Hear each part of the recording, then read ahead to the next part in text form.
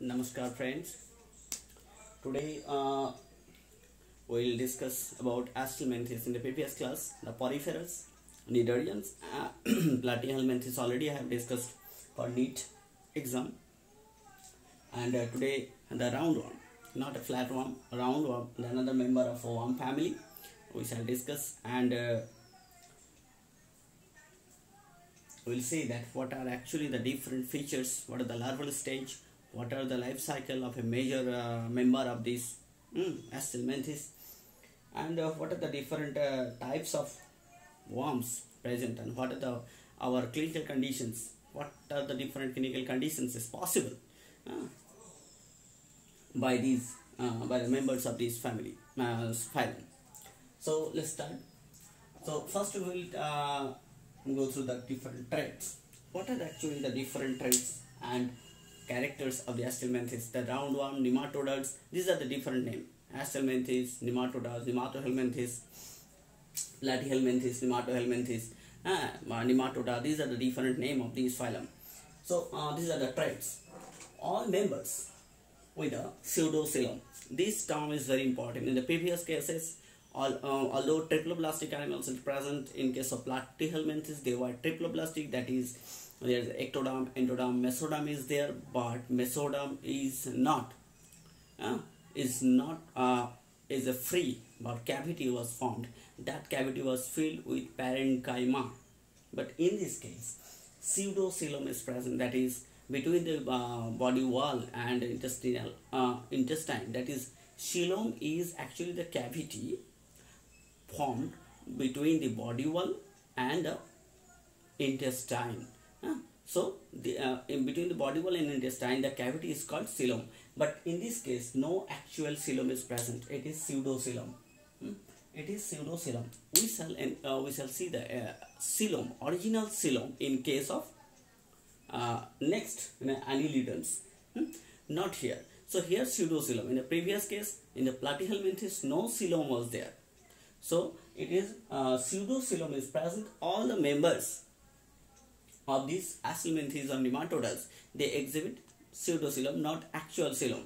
It is present between ectoderm and so in the previous class, in the previous phylum, that is platyhelminthes, no coelom or pseudocoelom was there, but in this case pseudocoelom is present. This is most important trait. So roundworm has pseudocoelom. Now, body non-segmented with cuticle layer. It has cuticle layer outside. The members of this family, especially Ascaris, when we will see that Ascaris life cycle, we will see that they have a cuticular outer covering and non-segmented body, and it is not a closed, it is a not closed body type. That is, the members of this phylum exhibit both mouth as well as anus, not a closed body type. It is anus or blind side body cavity. These are not. These are actually, these has mouth as well as anus. It is the mouth and anus. They have anus is present. So it's a complete digestive system is here. So vascularization respiration system is still absent here. That is, no vascularization, that is no blood vessels developed, and respiratory organs has not developed here. Respiratory organs like lungs or any other specialized gills like structure has not developed, but in this case the surface respiration, like the previous phylum, that is platyhelminthes, the surface respiration occur. So vascularization absent.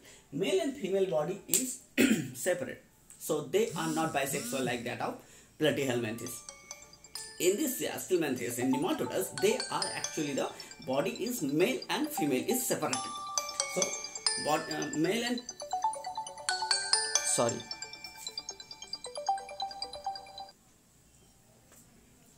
male and female body is separate, totally separate. So, and not only separate, they exhibit sexual dimorphism. Sexual dimorphism means male and female can be separated by seeing their morphology. That is, females are larger than male. So sexual dimorphism is present, as well as male and female body is totally separate. male has specialized sex organ, that is cloaca, and female has vulva.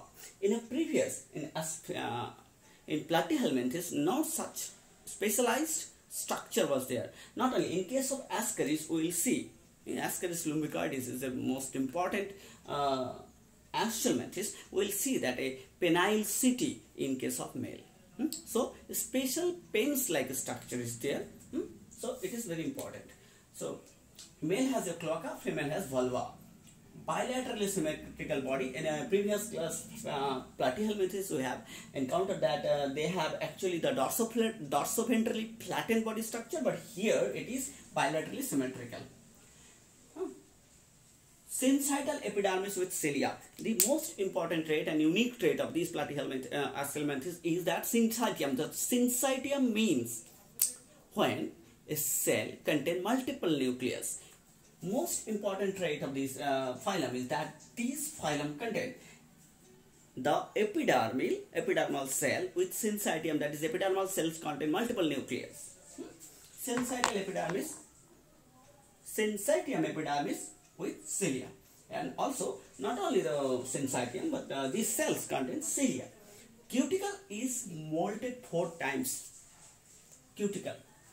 In their total life cycle, cuticularization occur 4 times in their life cycle. In case of Ascaris, first cuticularization, that is first molting, occurred during the when egg is present in the soil. Second cuticle is molting present in lungs. Third in intestine, and fourth in intestine. We will discuss this later in details when life cycle will be discussed. Cuticle. So 4 cuticular stage. You have to remember that the 4 times cuticularization occur in their life cycle. That is, these are called molting. Okay. No skeleton, only heteroskeleton is there by water fluid or pseudocoelom. In this case, no exoskeleton is there. Exoskeleton, that means a body not contain any hard calcium carbonate like covering or siliceous covering. But in this case, how they move or what is actually the skeletal structure? In this case, the pseudocoelom, the pipe-like structure is present. Inside the pipe-like structure, the water is present. That water causes a strength. That water gives strength. This is called hydroskeleton. Only hydroskeleton, no skeleton is present. The hydroskeleton is the skeleton present. A skeleton, in this case, skeleton is present. Water present in the pseudocoelom gives support. So in this case, no skeleton, only hydroskeleton by water fluid present in pseudocoelom. Inside the pseudocoelom, the water is present. That water gives support and skeletal-like structure and body shape. Whatever may be, what actually gives the exoskeleton given by the hydroskeleton. So, gas exchange by body surface. I have mentioned that no specialized respiratory structure is there, so gas is exchanged by the surface, body surface. All are ammonotelic. That is like that of in a previous platyhelminth, they are also ammonotelic. And in this case, rennet cell, H-shaped rennet cell is present in this phylum. H-shaped rennet cell, like in case of flame cell is present in platyhelminthes. In this case, rennet, H-shaped rennet. This is most important. Rennet cell, H-shaped for excretory canal, present especially in a excretory canal. H-shaped rennet cell. So this is very important. Another most important trait is that cerebral ganglia. Head-like cephalization is present in a previous platyhelminthes. In this case, cerebral ganglia nerve system is present here. We have already said the hydra. From hydra, nerve system is started, and in this case, nervous system is present. Not only that, it is nerve system developed into a cerebral ganglia. Cerebral ganglia with circumcentric nervous ring. That is, cerebral ganglia produce a circumcentric, that is, it covers the and around the whole body of a tubular, like a tubular. Their body is like a tubular, and their nervous system is actually covering whole body. All the egg cells actually covered with chitin. This is called chitinous cell is present around the eggs. Females are larger than male. I have already discussed that the sexual dimorphism is present. And we shall discuss about larva. What is actually the larva? This is very important. In all the phylum, I have separately discussing the larva, and you have to write and take proper note for each and every phylum's larva. In this case, filariform larva, microfilaria, and rhabditiform larva is most important. In case of Ascaris, rhabditiform larva, rhabditiform larva is most important, and this rhabditiform larva is actually the infectious stage. After the egg is hatched, and without any hatching, that is not the egg which has not been hatched or which is not unfertilized, the egg which is unfertilized is not able to infect human beings and Ascaris. Only those eggs which has been fertilized and that undergoes the different molting stage is able to infect a human being. And under rhabditiform condition, that is a rhabditiform larva is actually the infectious stage in case of human being. And in case of Ascaris. Ascaris is also most important.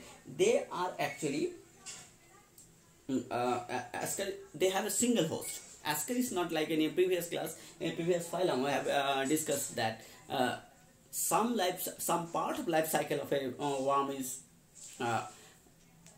occurred inside one host, and another life cycle, another part is another host. But in this case, Ascaris, especially Ascaris, their life cycle is moving in single host, in human beings only. So oral fecal route is a mode of transmission. I will be discussing later. Females are larger than males. So this is very important. Filariform, microfilaria, these are Wuchereria bankrupti, microfilaria, that is called elephantiasis, goad in case of Bengali. Elephantiasis is a disease is caused by the roundworm named Wuchereria bankrupti, and the filaria is called microfilaria. Mosquito is mainly the host. Mosquito is able to transfer as it is actually vector. Rhabditiform larva is from Ascaris. So now we will discuss here the different astroments, the different roundworms. What are the actually names and traits? Rhabditis hominis and Rhabditis paleo. Rhabditis hominis are present in human excreta, and Rhabditis paleo is present in female vagina. And from this female vagina, these they are actually released through the urine. So this is very important. Pinworm, Enterobius vermicularis. Enterobia vermicularis, this is very important. These are present in human colon, cecum, and in appendix. Hookworm and Chylostoma duodenale. We know that is a hookworm is present in the duodenum, that is in the small intestine as in the intestinal region. And we shall discuss about several, in this case no area is there, that is the pinworm, hookworm is already there. In case of hookworm, here I am separating here. In case of hookworm, the copulatory bursa is there. Copulatory bursa. Hookworm contain copulatory bursa.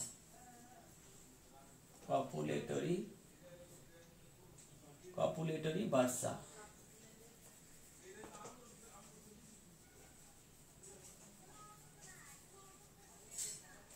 This is a for reproduction purpose they are using. They contains cutting plates. Hookworm has important traits, that is copulatory bursa, cutting plates. You have to remember these terms. Hookworms has special traits. They actually the endoparasite of small intestine human beings. Hookworm. Then filaria worm, we know that Wuchereria bankrupti, they mainly block the human lymph and lymph nodes. When human lymph and lymph nodes of organs, especially legs, hands, and scrotums and breast, then what happened?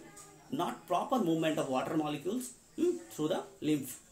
So swelling, abnormal swelling occurred. Large swelling occurred in case of legs and external in case of hands and scrotum, and also the breast. in case of females, and vagina also. So this filaria worm, that is Wuchereria bancrofti, microfilaria is a larval stage, infectious larval stage, and rhabditiform is the ascaris infectious larval stage. So this is very important, that is the human lymph. Wuchereria bancrofti, that is I am here writing the filaria worm, Wuchereria bancrofti, mainly targeting the lymph nodes of the human beings. So lymph nodes are blocked, no water molecule moves, no water molecule is able to move. As a result, the swelling of the, due to gravitation, the water molecules deposited in the lower part of the body. As a result, the body swells, and this is called abnormal physiological concern problems. Whipworm. What are actually the whipworm? Whipworm is actually the trichuris. This is a whipworm. Loa is an eyeworm. In case of eye, in the sclera part, the worm is present. In a white part, it's called eyeworm. Loa. Dracunculus medinensis guinea worm. This is very dangerous. Dracunculus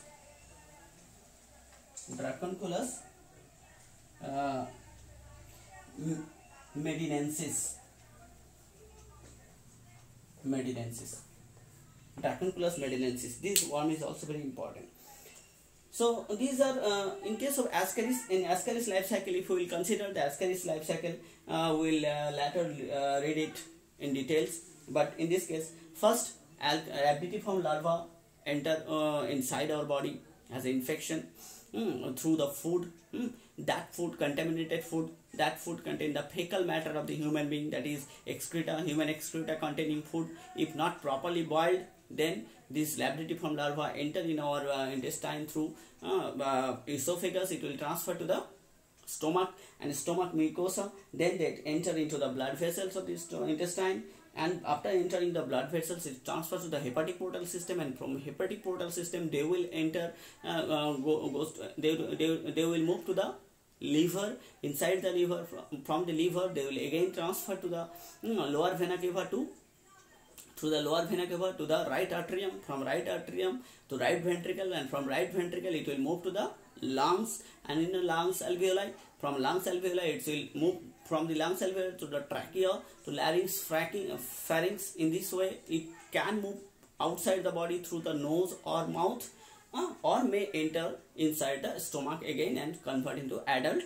Ascaris. So this is the life cycle, and during this condition, first molting occur inside the soil in the rhabditiform during the formation of rhabditiform larva. Second, in the second molting, that is cuticular cell covering occur inside the lungs, and then in the stomach. So this is very important.